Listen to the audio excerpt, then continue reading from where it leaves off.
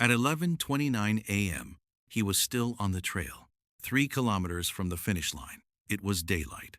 Runners were spaced less than 2 minutes apart. If someone left the path, someone else would have seen it. But somewhere along that marked corridor, he was no longer there. He didn't collapse in view of others. He didn't call for help. He didn't arrive at the next checkpoint.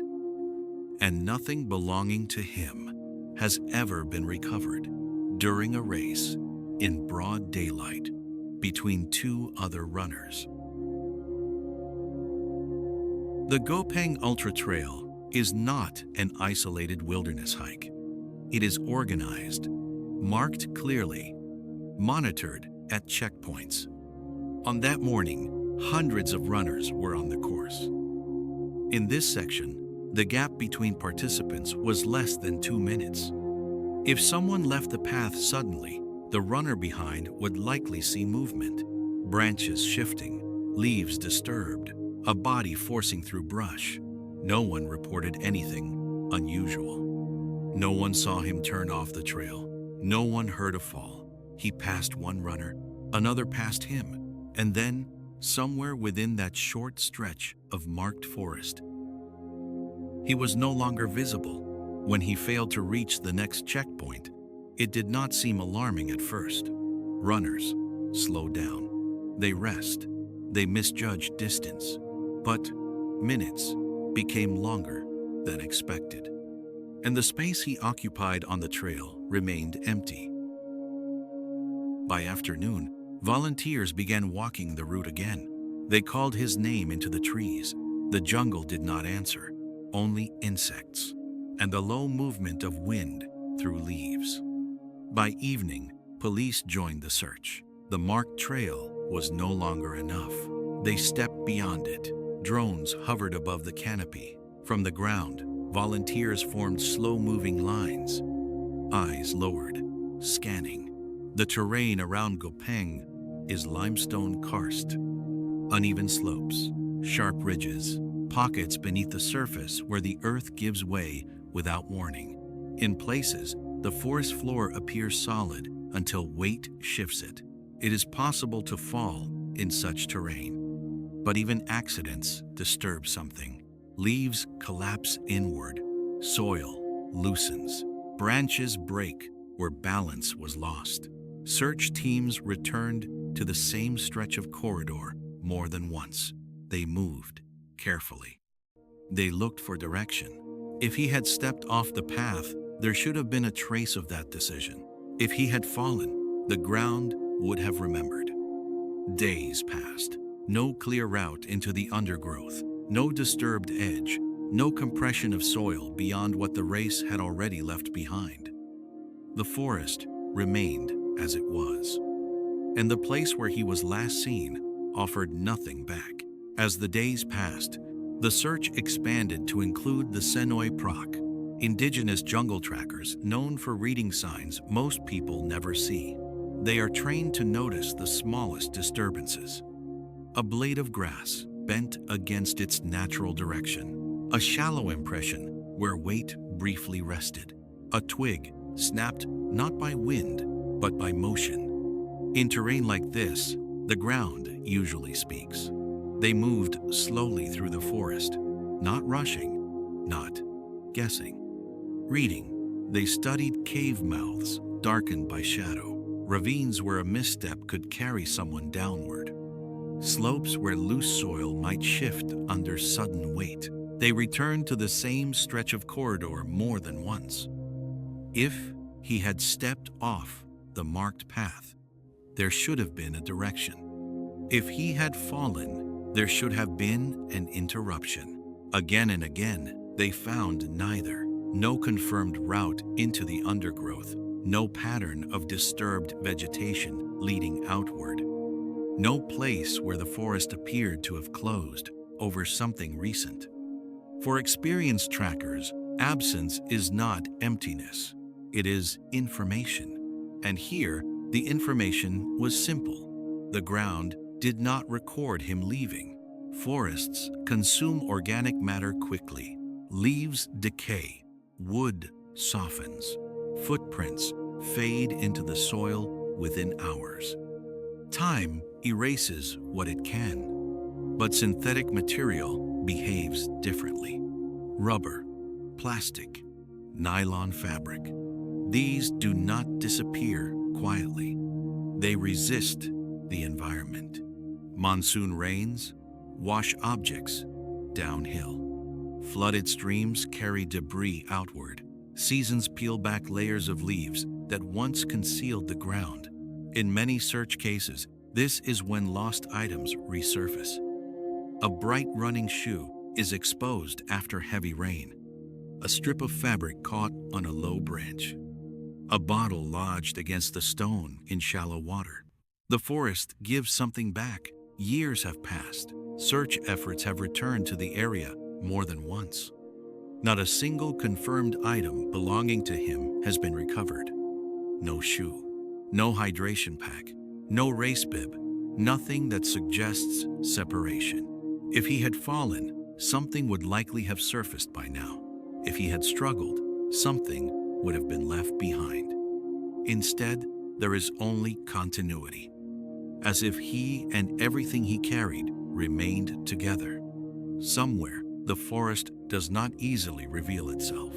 At approximately 2 p.m., nearly 3 hours after he was last seen, his phone briefly connected to a nearby cell tower. It was still powered on. There was no outgoing call, no message, no attempt to share his location, just a brief connection, and then silence. For a moment, the device existed within the network. That detail matters.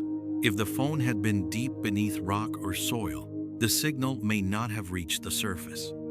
If it were above ground and within range, another question arises. Why was no attempt made to call?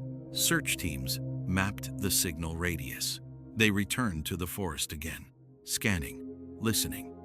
The terrain did not change. No sound, no disturbance, no visible sign of someone waiting to be found. The phone confirmed only one thing. For a time, it was still there, connected. Somewhere within reach of a signal, but not within reach of the people searching for him. In cases like this, explanations do not arrive all at once. They settle in slowly. An accidental fall into a concealed shaft, a wrong step onto unstable ground. Disorientation, a gradual drift away from marked ribbons and into thicker forest. A sudden medical emergency, unseen by others on the trail. Each possibility sounds reasonable at first, but each carries a hesitation. A fall would likely disturb the edge where the earth gives way. Leaves collapse inward. Soil shifts. Searchers found no such interruption. Disorientation is possible, but the course was marked. Ribbons tied clearly to trees. Runners are moving steadily in both directions. A medical collapse would usually leave someone nearby. No such place was found. Other explanations are harder to measure. Foul play during a crowded race feels unlikely. And yet, absence of evidence does not confirm safety. Voluntary disappearance requires preparation. A decision made before the starting line. It would mean abandoning the phone, the vehicle, the identity without visible hesitation.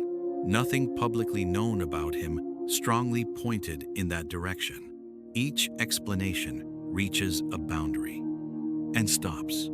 Every path leads to a gap, and that gap is not vast.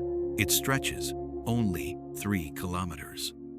Between one checkpoint and the next.